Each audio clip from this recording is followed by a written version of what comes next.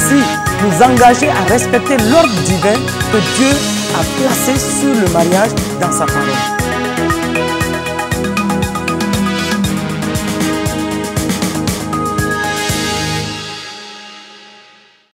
Bien-aimés frères et sœurs, dans le Seigneur Jésus, bonsoir. C'est une fois de plus une réelle joie pour nous de communier avec vous à travers cette émission. Et nous voulons vous dire que votre bien-être et le bien-être de votre famille nous intéressent à plus d'un titre. Et nous prions continuellement que votre lumière luise à tout point de vue. Dans la série sur la famille, nous parlions lors des dernières émissions des principes essentiels pour une meilleure vie de couple. Et en rappel, nous avions dit que le tout premier principe pour un couple, pour deux personnes qui se mettent ensemble, c'est que d'entrée de jeu dans le mariage, les deux partenaires doivent être conscients d'une chose.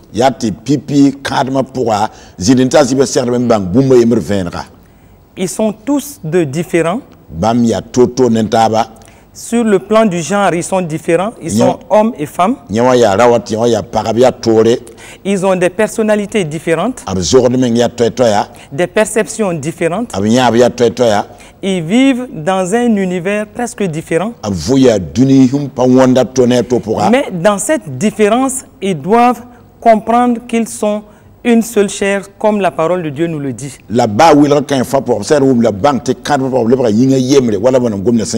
Et ils doivent donc faire en sorte que leurs différences constituent des richesses pour eux. Parce qu'ils sont désormais une seule chair, donc une équipe, mais appelée à être victorieuse.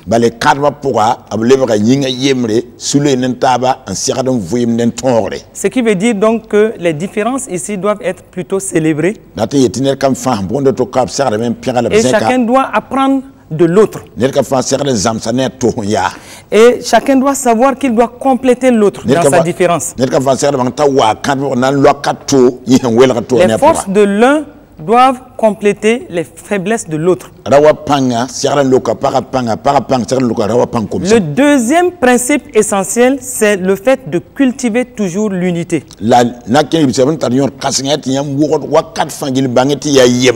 Ils doivent vivre en se disant qu'ils sont dans la même vision, dans le même esprit.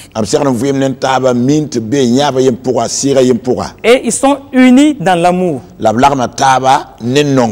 Ce qui veut dire donc qu'ils doivent se comprendre.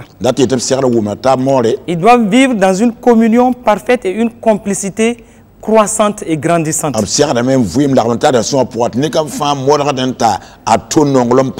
Le troisième principe, c'est que dans le couple, chacun doit exprimer l'amour sous toutes ses formes à l'autre. Et nous disions les dernières fois que chacun a un langage d'amour préféré. Certains peuvent être sensibles aux paroles valorisantes. D'autres vont être beaucoup plus sensibles aux moments de qualité qu'ils passent ensemble. D'autres seront plutôt penchés sur les cadeaux. Mais et d'autres aussi des services qu'on leur rend, ils peuvent être sensibles à cela. Ou encore des gestes de tendresse. Dans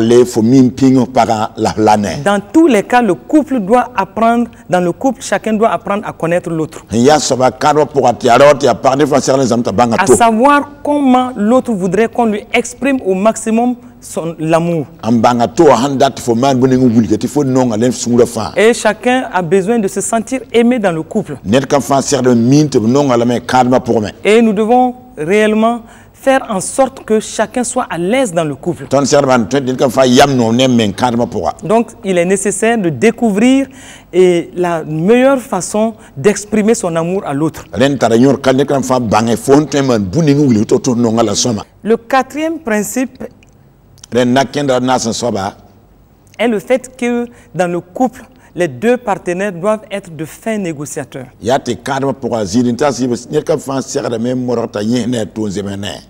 Être de fins négociateurs, ce qui suppose qu'il faut savoir bien communiquer, quand dire certaines choses et comment le dire.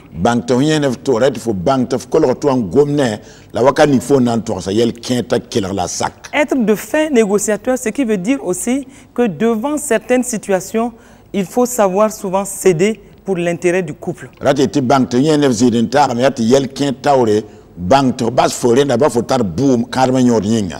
Dans un couple où les partenaires ne savent pas par moment arrêter certaines discussions pour l'intérêt du couple, ils peuvent avoir des attitudes destructrices pour le couple.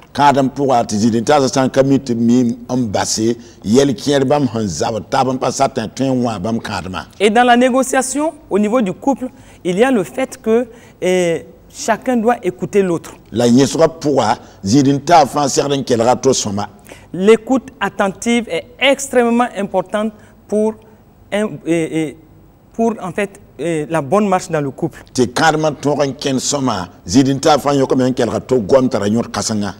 La patience est une autre qualité qu'il faut cultiver dans la négociation. Être patient vis-à-vis de l'autre est aussi un signe d'amour pour lui. Et la patience permet de venir à bout de certaines situations difficiles. Dans la négociation, toujours, il y a une valeur qu'il faut cultiver, qui est le fait de savoir présenter des excuses quand il le faut.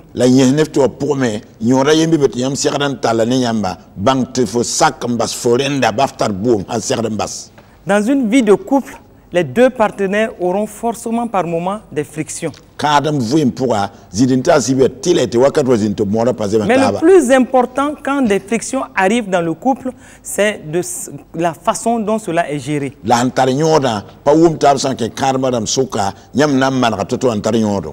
Et il est extrêmement important de ne pas s'attarder sur de petites situations qui peuvent nuire et miner le couple. Ce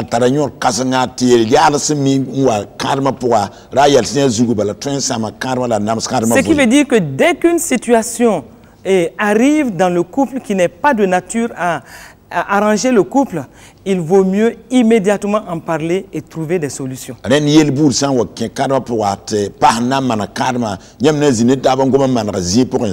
D'ailleurs, l'apôtre Paul recommandait aux Éphésiens, dans Éphésiens 4, verset 26, que si vous vous mettez en colère, ne péchez point, que le soleil ne se couche point sur votre colère.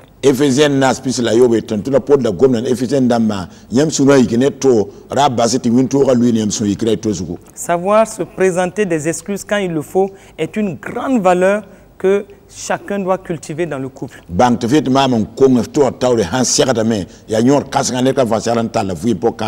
la négociation aussi, il y a le fait qu'il faille se pardonner mutuellement et régulièrement.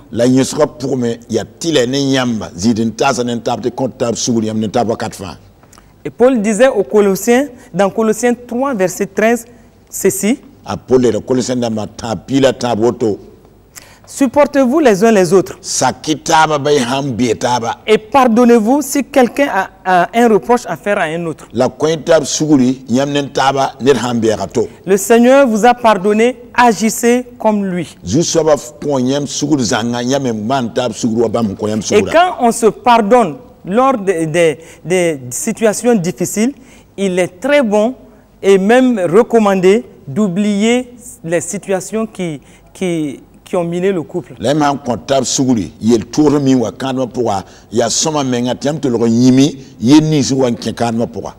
Les deux conjoints doivent apprendre à non seulement se pardonner devant les situations difficiles, mais oublier le mal commis.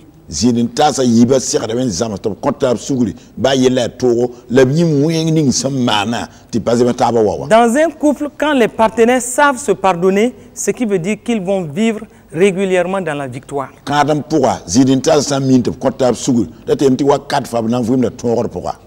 Le cinquième principe Et c'est là où nous poursuivons. Et aujourd'hui, le 5e principe, c'est de rester toujours dans un bon état d'esprit, quelle que soit la situation que le couple traverse.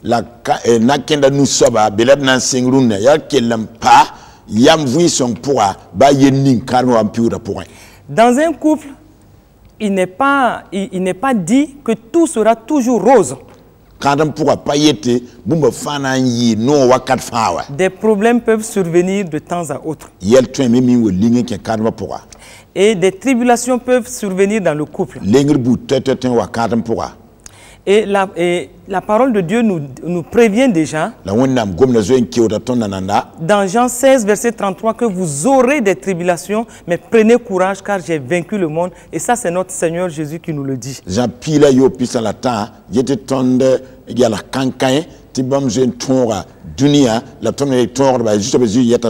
qui veut dire que dans le couple, des tribulations peuvent survenir, des épreuves peuvent survenir.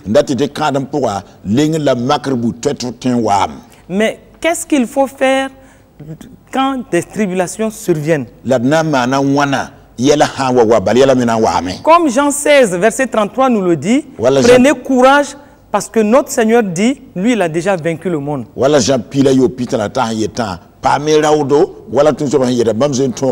Ce qui veut dire donc que dans le couple, dès qu'une difficulté survient, chacun doit se dire que c'est passager. Les difficultés peuvent venir, mais notre Seigneur nous a déjà donné la victoire. Donc le couple passera haut les mains par ces situations difficiles.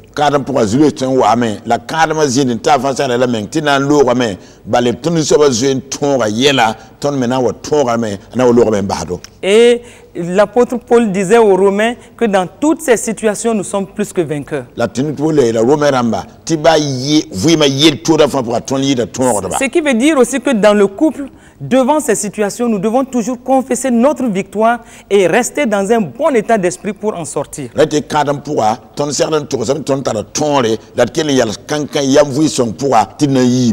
Aussi, une attitude qu'il faut avoir devant les difficultés dans le couple, c'est de ne pas s'inquiéter.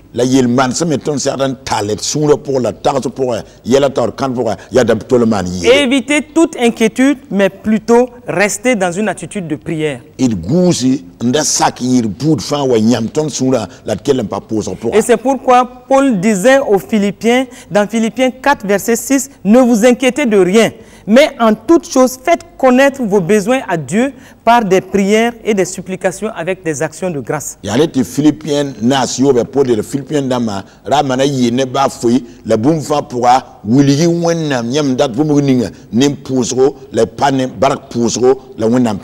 Je ne sais pas par quoi vous passez au moment où vous écoutez cette émission. Mais ce que je sais, c'est que dans ces situations par lesquelles vous passez, vous devez arrêter toute inquiétude et revenir à Dieu. Fixez vos regards sur Jésus-Christ, l'auteur et le consommateur de votre foi.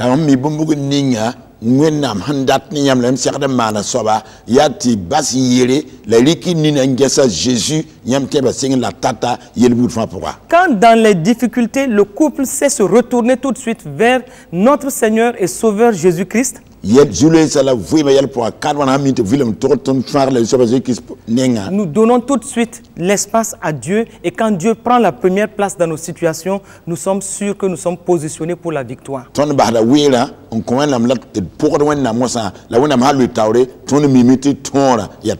Et quand nous avons cette assurance de la victoire, notre cœur peut être dans la paix.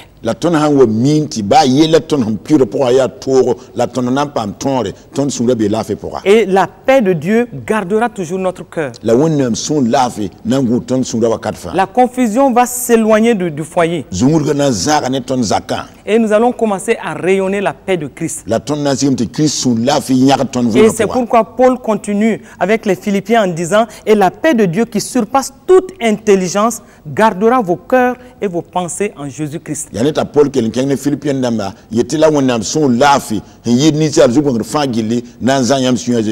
Et au moment où nous progressons dans l'épreuve ou dans les difficultés, nous devons garder nos pensées positives. Éviter d'aller dans des pensées négatives. Nous devons éviter de mettre le pas dans des pensées de peur. Nous devons fermer la porte à toute confusion.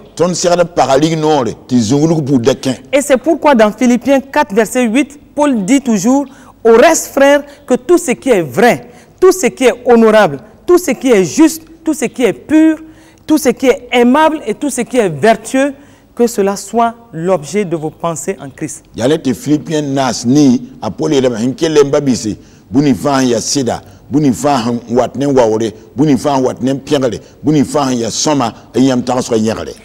L'attitude que nous devons avoir devant les difficultés dans le couple, c'est de savoir toujours que nous allons en sortir avec la victoire, parce que notre Seigneur Jésus nous a prévenus que nous aurons des tribulations, mais de prendre courage parce que lui, il a vaincu le monde.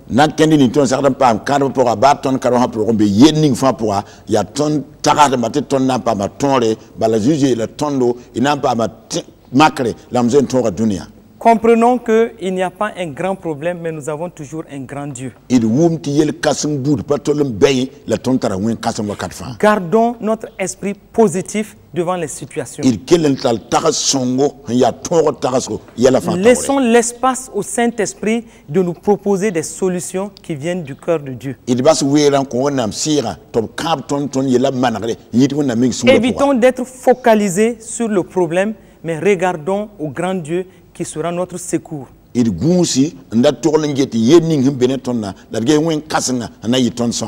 couple doit chasser du foyer tout pessimisme.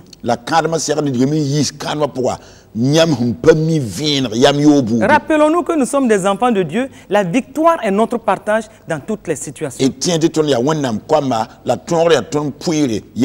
Certainement que nous apprendrons des enseignements à travers les épreuves par lesquelles nous passons, mais la victoire est toujours au bout du compte.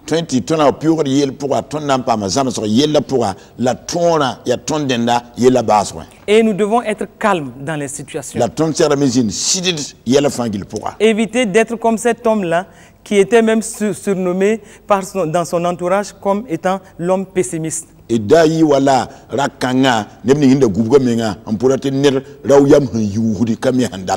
La femme de cet homme était plutôt calme. Et c'était une femme qui savait dans les situations venir rapidement dans la prière et demander le secours de Dieu.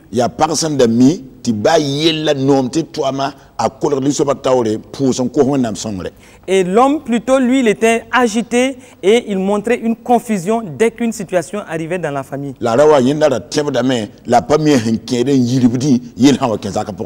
Et il ressassait, il parlait toujours de la même situation et toujours dans un esprit de pessimisme, il présentait la situation comme si c'était la fin du monde.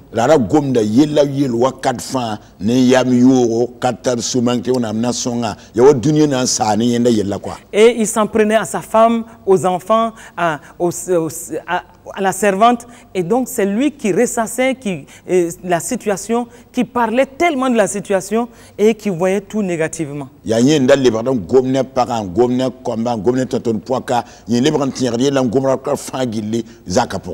Et tout de suite, il se mettait à interpréter les gestes et les paroles dans la famille.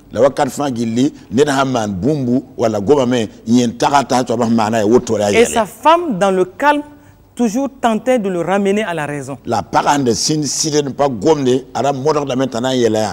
il était tellement agité qu'il refusait d'écouter donc ses conseils et il s'agitait et il racontait du n'importe quoi autour de la situation.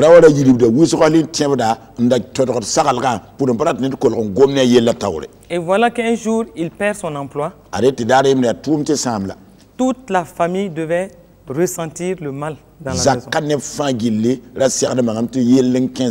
Il râlait toute la journée.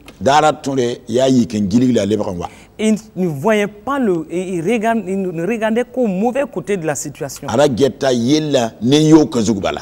Et avec amertume, il passait le temps à dire, mais voilà, d'ici peu, ça sera 6 mois que je ne travaille pas, 6 mois que je n'ai pas de boulot, mais voici une situation qui va détruire toute la famille. L'année sur Togo, à l'œuvre d'un tien d'ame, avec qui vous yobe, mam tourment same, mpata tourma, l'ampata tourmana ou moi, mam zaka gilli. Et quand il parle, il ajoute toujours, mais quelle misère. Nous avons fini par vendre notre voiture et maintenant peut-être que d'ici là, on sera obligé de vendre la maison. Mais voilà, nous avons des difficultés. Il ne parlait que de ses problèmes. Ahanda gonda yele yele gesi nimbanra hali toum samnya makan ko mobili pas gousi mais na ko sa zakat nan kenye bi on veut faire yele yela gwamda. Et il dit toujours, voici, depuis que je suis en chômage, je ne peux plus même amener ma famille au restaurant. Et voilà, tout est bloqué. Que ça, c'est une misère. Et ça, c'est quoi cette vie-là? Taïd halmam touma sing samteka, pale twende comme paranam comme un libro rentili yenga, adem yela meng pale ne, boum fan yalsome, nimban kame ya yiye. La femme était toujours calme. Très optimiste. Et elle intercédait toujours. Elle plaçait toujours le caractère de son mari sous le regard de Dieu. Elle tentait au mieux de lui faire voir le bon côté de la situation. Et elle tentait de lui dire que tout cela prendrait fin un jour. Mais l'homme disait déjà, lui, il était fatigué. Les enfants en avaient marre. Toute la maison s'en ressentait.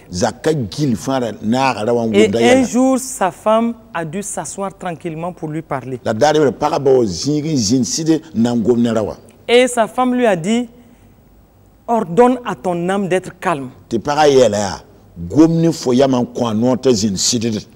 Demande à ton âme d'accepter la situation et de s'attendre à Dieu. Et c'était cette femme-là qui encourageait l'homme à être calme. Elle lui rappelait toujours la bonté et la fidélité de Dieu. Elle lui rappelait toujours que devant les situations, le Seigneur va forcément intervenir. Mais cet homme, un jour, était obligé de se remettre au conseil de sa femme. Et de devenir comme un petit garçon. Parce qu'il voyait le calme de cette femme. L'optimisme de cette femme. La confiance en Dieu de cette femme. Et cette femme ne parlait que de la fidélité de Dieu. Et donc cette femme a été un canal pour instruire cet homme. Et c'est ainsi que au 10e mois, cet homme va avoir un autre boulot. Mais il a fallu que sa femme garde un bon esprit et un esprit de prière et aussi d'encouragement pour son mari pour qu'ils arrivent à bout de cette situation. Et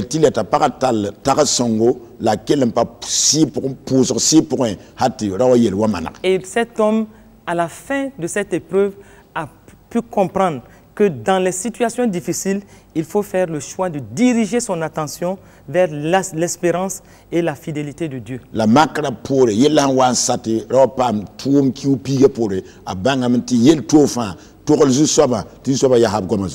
Et ce sont les enfants qui ont dû dire plus tard que face à cette situation difficile, ils ont appris à bien se comporter et à s'attendre à Dieu grâce à l'attitude de leur mère. Donc,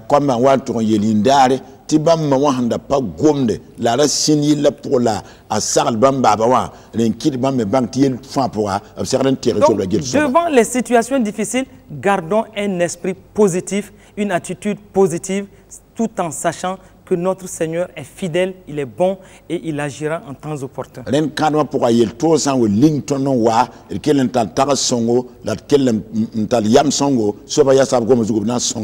le même sens, un jeune homme appréciait un jour son père en ces termes. Le jeune homme disait, j'ai apprécié énormément mon père à cause de son courage et de sa persévérance devant les situations. Et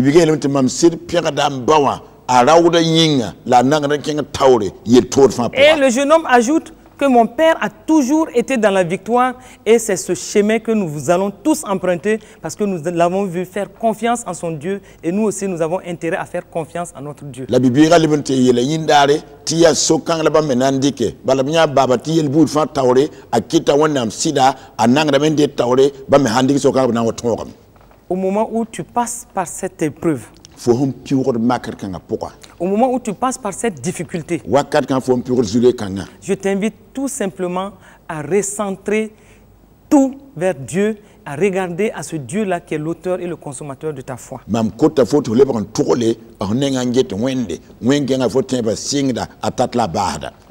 Comprends que dans cette difficulté, le Seigneur agira et tu auras un témoignage pour la gloire de son nom.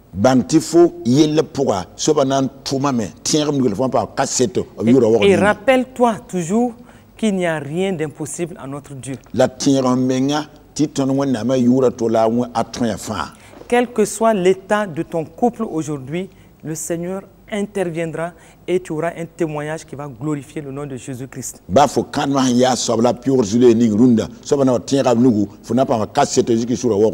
Arrête toute agitation. Arrête tout trouble qui t'amène dans une confusion. Fixe ton regard sur notre Dieu. Il interviendra et cela sera pour la gloire de son nom. Le septième principe, c'est le fait d'être que chacun soit un artisan de paix dans la maison. Chacun doit être un instrument de paix et un instrument qui apporte la paix et dans la maison.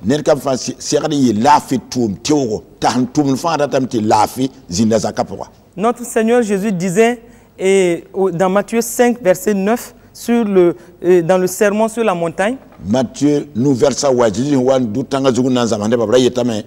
heureux ceux qui procurent la paix, car ils seront appelés fils de paix. Mais comment être un artisan de paix dans son couple? Comment être un artisan de paix dans son foyer? D'abord, il faut avoir une personnalité stable. Être équilibré dans ses émotions. Être ferme dans ses sentiments. Il faut éviter les conflits et les colères. Et il faut, devant les situations, tenter par tous les moyens de résoudre et d'être un artisan de paix qui amène la solution. Et chacun dans le couple doit rechercher toujours le calme et la paix. Chacun doit faire l'effort d'éviter les discordes. Et éviter au mieux les disputes. Et faire en sorte qu'il n'y ait pas de contestation. Et même quand les contestations arrivent, chacun doit être un artisan de paix qui doit tenter au mieux d'amener son partenaire dans le calme. Être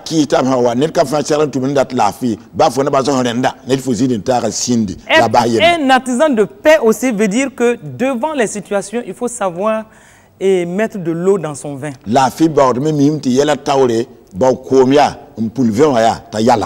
Être un artisan de paix dans le couple, ce qui veut dire que quand les disputes commencent, un doit pouvoir s'arrêter à un moment pour que le calme revienne.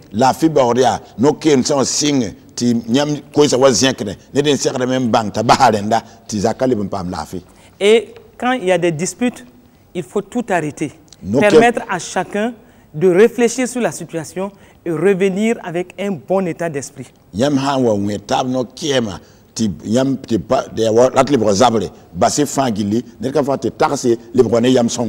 Et souvent aussi, être un artisan de paix dans le couple, c'est pouvoir proposer des solutions alternatives pour désamorcer le conflit.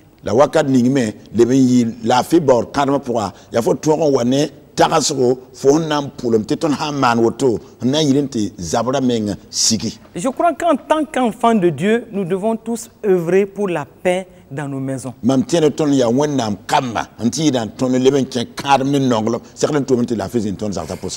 À l'opposé du premier témoignage, ici nous avons le témoignage de cet homme qui avait une femme belliqueuse.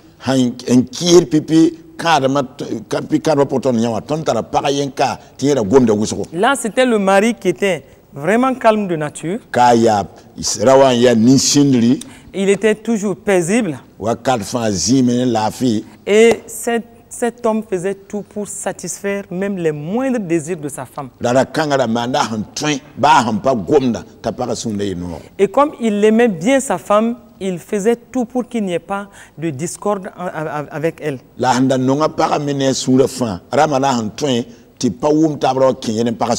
Et c'était lui qui était le véritable artisan de paix dans la maison.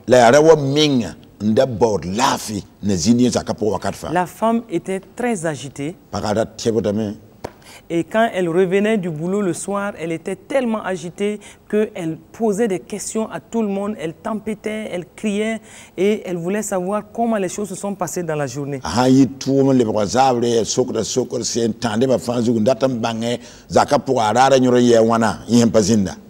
Et quand elle arrivait du boulot, tout de suite, elle s'en prenait à la servante de maison.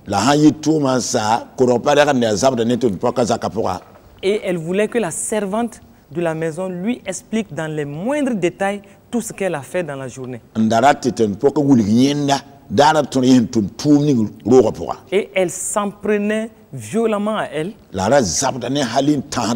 Et une fois qu'elle finissait de sermonner la servante, elle se retournait vers son mari. Et elle disait toujours à son mari, et elle disait, chérie, tu aurais pu vérifier tout ce que la servante faisait dans la journée. Même pour l'interpeller, c'est-à-dire le mot chérie ici n'est pas dit avec une voix douce qui veut vraiment dire amour.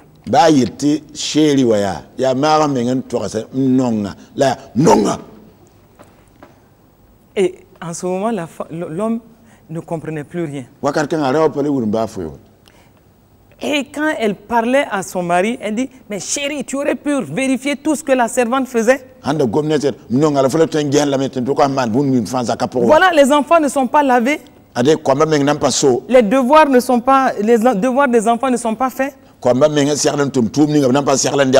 N'en parlons pas la cuisine. Et elle s'exclamait toujours en disant, mais si jamais je pars en mission, ce qui veut dire que je ne peux pas compter sur quelqu'un dans cette maison-là.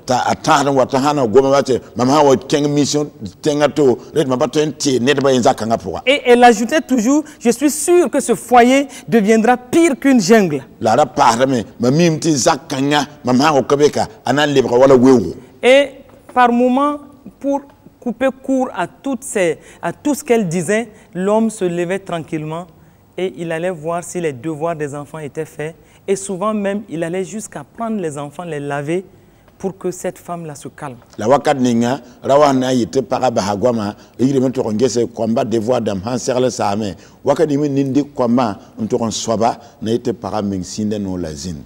Donc, au bout de quelques années, cet homme en a eu marre.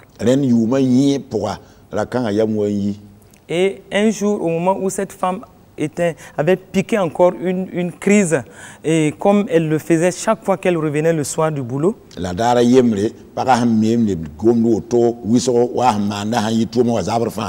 et l'homme s'est levé tranquillement de son siège et il lui a dit ceci. Toi, tu n'es jamais satisfaite de ce qui se passe dans la maison. Ce sont les autres qui ont tort sur toute la ligne et c'est toi seul qui es la maîtresse et qui connaît tout et qui peut tout et qui n'est pourtant pas toujours à la maison.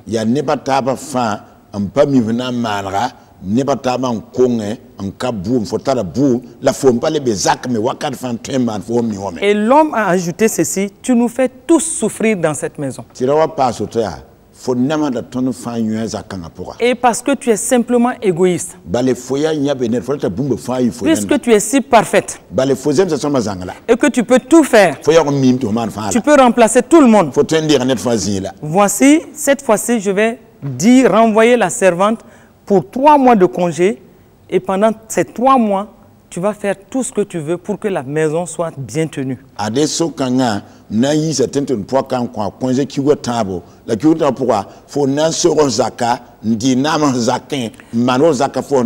Tu t'occuperas de la cuisine, tu t'occuperas des enfants, tu t'occuperas du nettoyage dans la maison. Puisque tu n'es jamais contente, tu feras tout pour qu'on voie à quel point tu es efficace dans cette maison. Et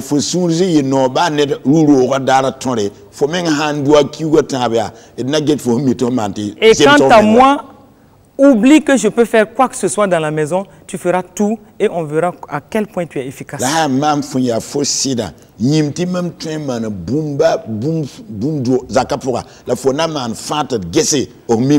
Et après avoir dit cela, l'homme s'est retourné, il est parti. Et c'est là où la femme a commencé à pleurer. Pour la première fois, elle s'est rendue compte qu'elle n'était pas un artisan de paix dans la maison. Mais que l'homme était plutôt épuisé de son attitude. Et c'est là que cette femme-là va se repentir pour la première fois. Dès les lendemains de cette décision de son mari, elle a commencé à se rendre compte qu'elle ne peut pas faire sans les autres.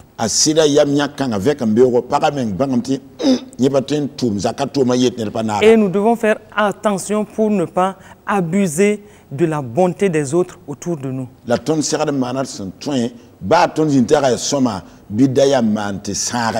Soyons de véritables artisans de paix. Artisan de paix pour le bonheur du foyer.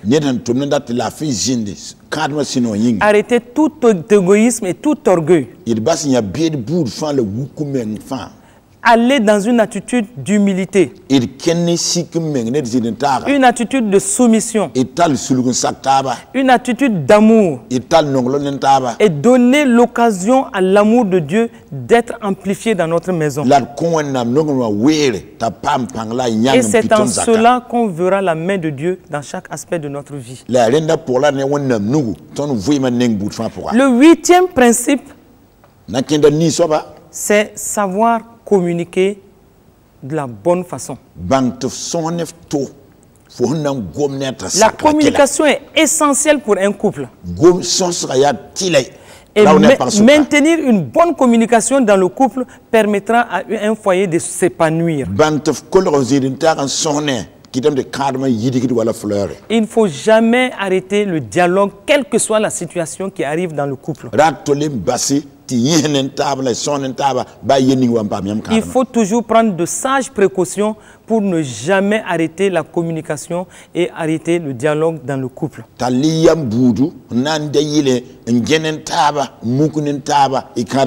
Un couple qui s'épanouit doit pouvoir discuter mais sans se disputer.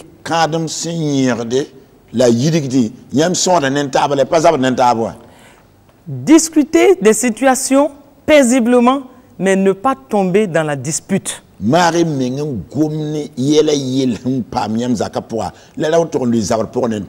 Certains couples ne peuvent pas commencer une bonne discussion sans que cela ne se termine par une querelle.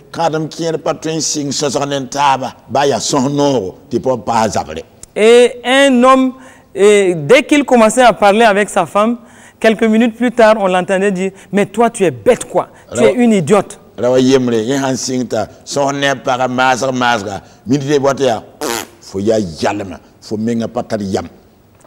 Et quand une femme écoute ça, elle est blessée au fond d'elle-même.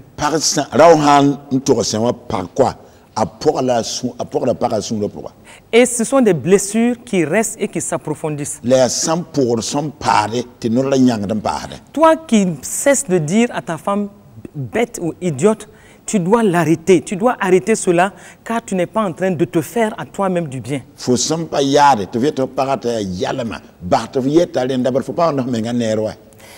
Et vous devez fuir au maximum les conflits. Et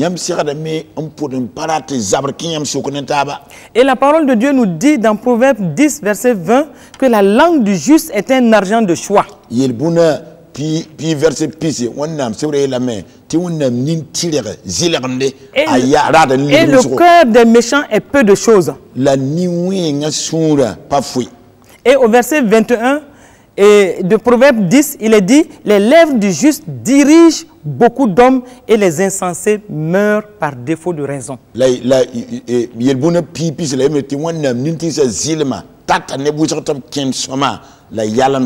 La communication doit être ouverte dans le couple. Nous ne devons pas condamner les idées de l'autre. Nous ne devons pas tout de suite mépriser ce que l'autre dit. Nous devons au mieux essayer de comprendre les idées de l'autre. Éviter de tomber dans la colère dès que nous commençons à échanger. La colère continuelle tue un couple. La colère amène une situation de désarroi dans un couple. Et nous devons savoir qu'est-ce qui sort de notre bouche quand nous nous adressons à notre mari ou à notre femme.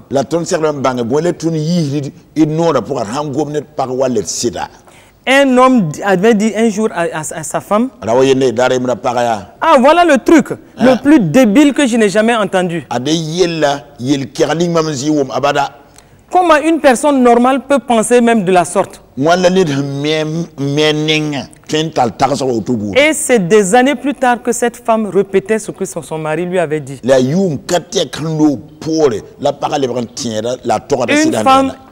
Une femme, elle est sensible, elle retient facilement certaines choses, donc évitons au mieux de la blesser.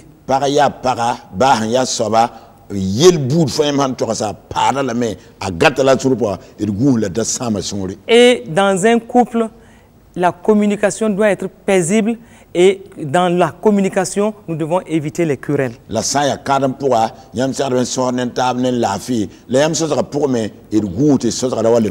que Proverbe 20, verset 3 nous dit que c'est une gloire pour l'homme de s'abstenir des querelles. Mais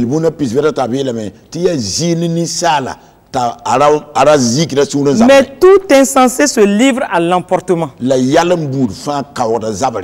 Donc, ce qui veut dire que quand la discussion commence à tourner mal, il vaut mieux qu'une personne dans le couple décide d'arrêter.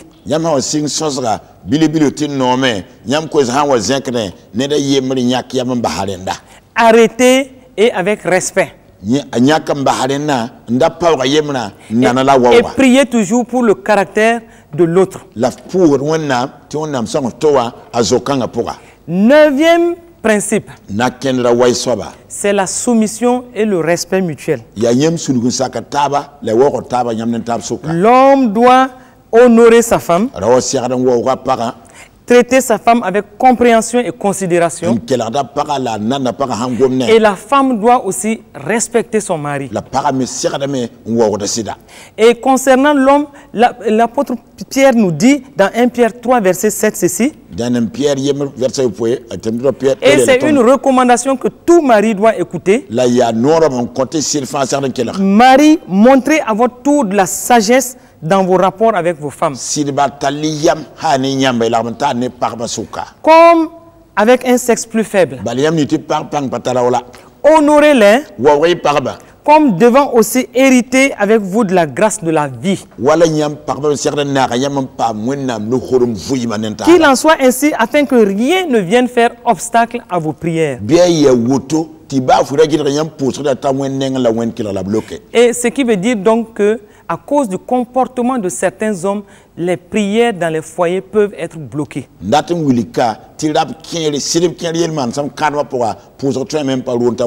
Un homme qui n'honore pas sa femme, qui ne respecte pas sa femme, risque de voir ses prières ne pas être exaucées. Et Dieu ordonne aussi aux femmes d'être soumises à leur mari. Et c'est pourquoi Paul dira aux Éphésiens, dans Éphésiens 5, verset 22, Femmes, soyez soumises à vos maris comme au Seigneur. Car le mari est le chef de la femme, comme Christ est le chef de l'Église qui est son corps. Donc pour voir la bénédiction du Seigneur venir dans le foyer, il faut que l'homme et la femme se respectent. Et ils doivent travailler à instaurer un climat de soumission et de respect mutuel.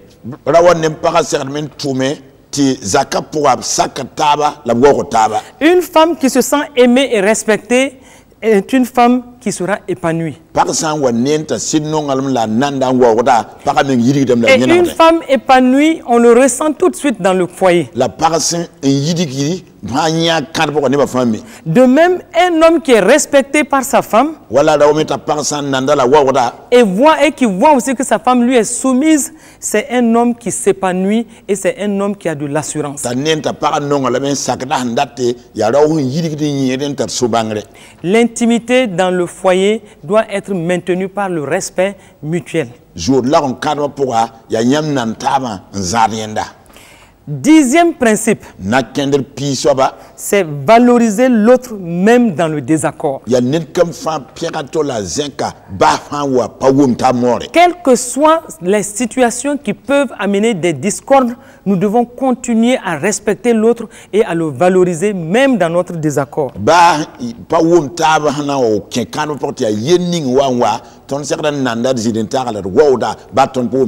Ce qui veut dire que même dans le désaccord, nous devons continuer à répondre de façon aimable à notre femme.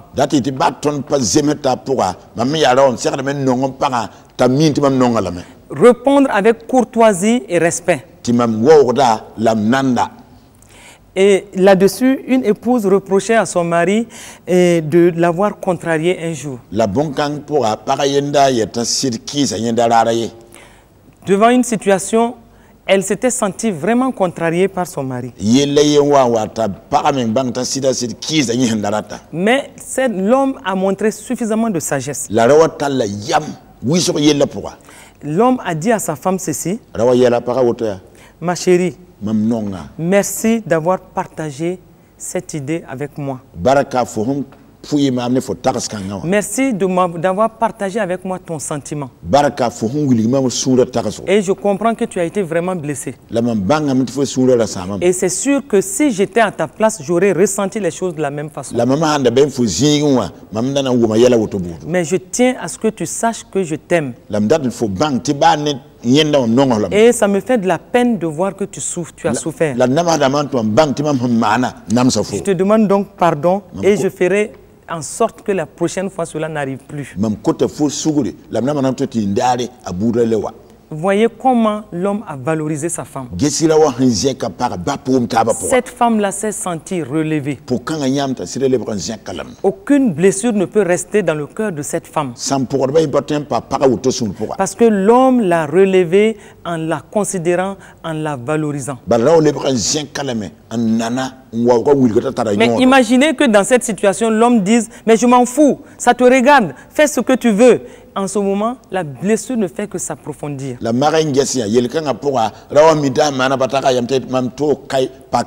Rappelons-nous qu'une colère appelle toujours une autre colère. Mais les réponses aimables vont favoriser toujours la réconciliation et la paix dans la maison. Et c'est pourquoi dans le livre de Proverbes, dans le chapitre 15, verset 1, il est dit qu'une réponse calme et une réponse douce calme la fureur. Mais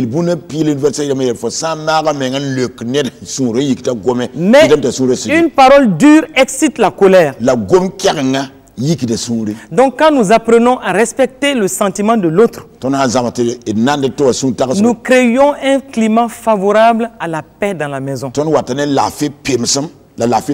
Et dans ces conditions, nous devons, au moment où nous cherchons à valoriser l'autre, nous devons savoir aussi reconnaître nos torts quand il le faut, comme cet homme l'a fait.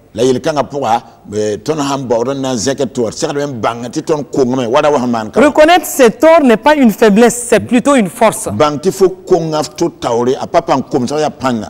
Quand il y a déception, nous devons pouvoir tout de suite situer les responsabilités et réparer ce qui revient à nous.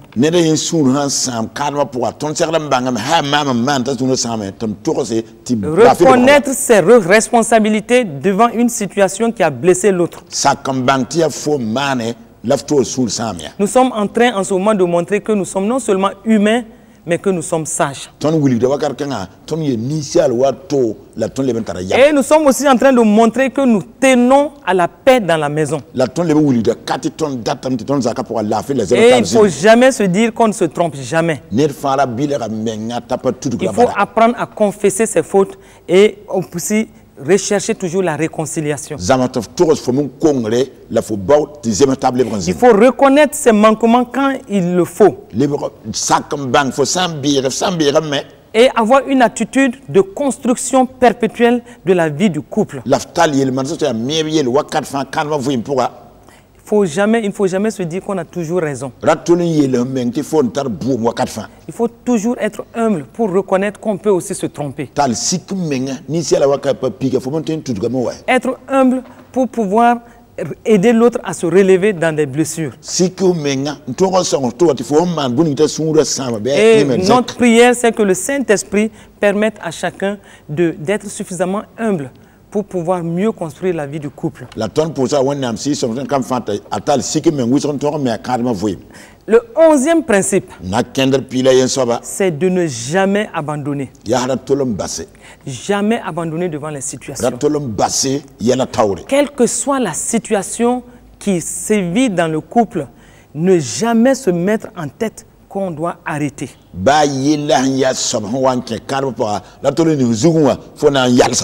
Il peut même arriver qu'on n'ait plus d'espoir. Mais quelle que soit la situation, sachons une chose. Notre Dieu nous donne la victoire et nous ne devons jamais abandonner.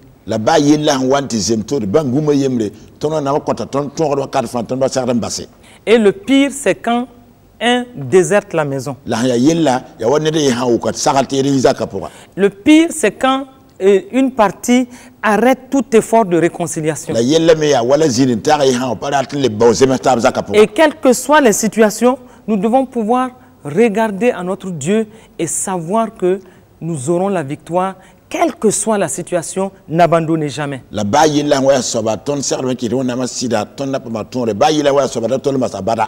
Paul a dit aux Corinthiens, dans 1 Corinthiens 13, verset 7, que l'amour excuse tout, il croit tout, il espère tout, il supporte tout.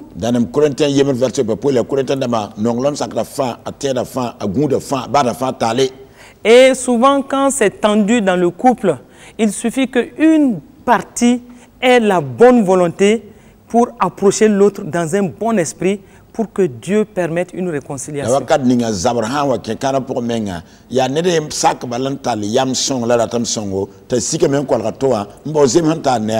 Et donc, soit celui-là qui va prendre l'initiative d'aller vers l'autre pour la paix.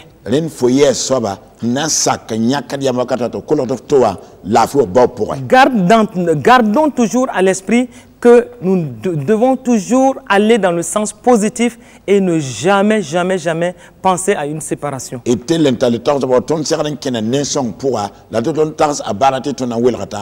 Une femme disait ceci, elle disait qu'elle était vraiment dans une lassitude. Elle disait que le côté pétillant de leur foyer, de leur couple était fini il y avait longtemps. Elle ne savait plus quoi faire.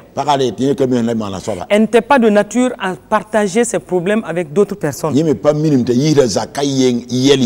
Mais cette fois-ci, elle a trouvé qu'il fallait chercher une bonne amie ou un bon conseiller pour pouvoir parler, parce que le fait de partager la soulageait.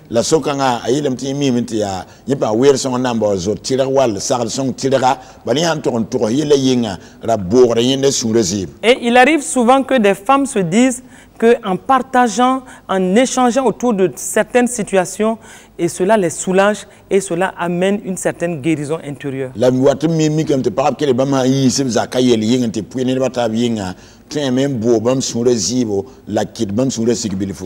Et c'est pourquoi, quand effectivement on ne sait plus quoi faire, on peut s'adresser à Dieu on peut aussi, par la grâce de Dieu, avoir une personne de confiance avec qui partager, mais tout en garantissant que notre problème ne sera pas étalé dans les rues. Bon, il y a des gens qui ont tour 27 nam sida la treme min puiri le neda la banque vient titon ti puiri le ne soba apana saira sur jour. Sachons toujours que rien n'est impossible à notre Dieu. Il banque wakat fati boum bebe tono na mbatay. Dieu, dans sa grâce, va reconstruire votre foyer. Ce qui a été détruit dans votre foyer, le Saint-Esprit, dans sa grâce, fera en sorte que vous soyez relevés. Et nous allons terminer avec le 12e principe, qui est toujours de faire en sorte que notre couple soit un modèle qui glorifie notre Dieu. Pensons toujours à l'héritage que nous laissons à nos enfants. Lorsque les enfants regardent votre couple, qu'est-ce qu'ils disent de votre couple? Quel témoignage ils retiennent de vous? Est-ce que vous donnez un bon ou un mauvais témoignage?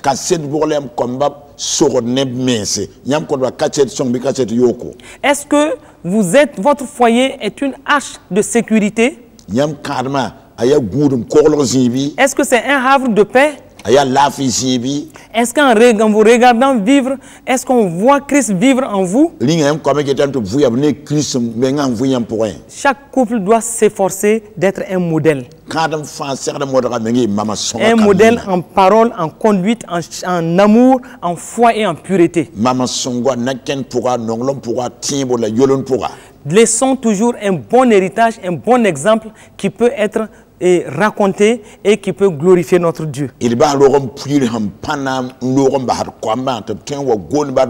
de plus, c'est un héritage important qu'on peut laisser à nos enfants. La société doit voir Christ vivre en nous. Et nous devons chaque jour savourer cette vie de couple et pouvoir nous présenter pur et saint devant le monde. Là-dessus,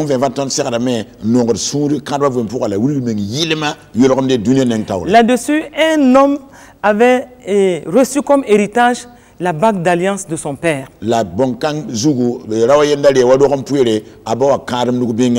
Et il racontait un peu comment son père prenait soin de sa maman. Et quand il faisait le témoignage, il commençait toujours par dire que ses parents ne lui avaient pas laissé un gros héritage. Mais que son père lui avait donné sa bague d'alliance juste avant de mourir.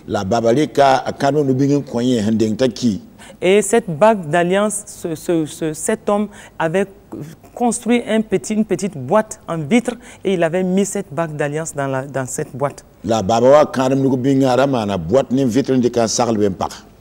Et donc, c'était une façon pour lui de se souvenir du bon traitement que son père donnait toujours à sa mère.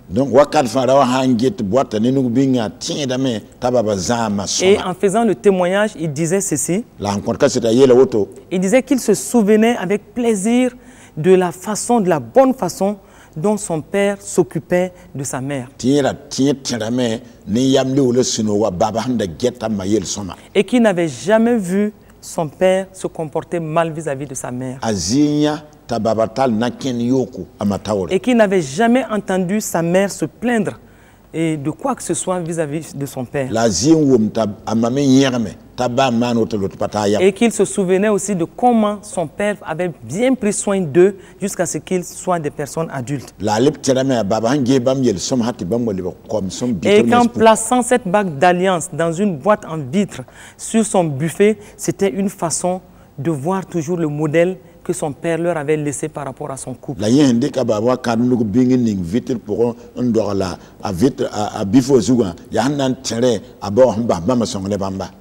quand il terminait son témoignage, il disait toujours que cette bague d'alliance qu'il regardait tout le temps était aussi sa prière pour être comme son père vis-à-vis de la femme qu'il allait épouser.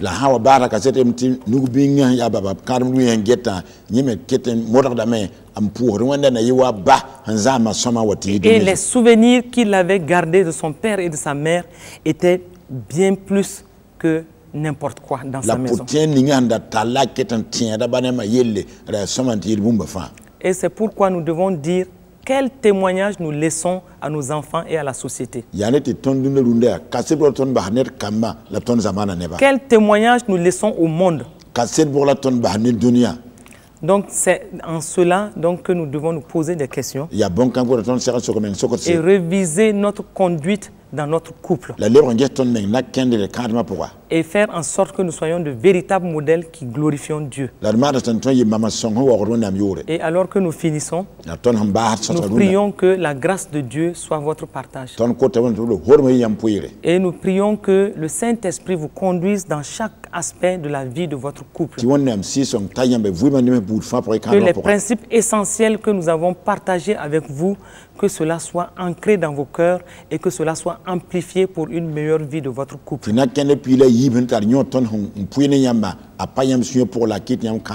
Nous vous aimons et vous apprécions de tout cœur et que la faveur de Dieu soit pour vous tout au long de cette semaine qui commence. Et que Dieu vous bénisse. Amen. Amen.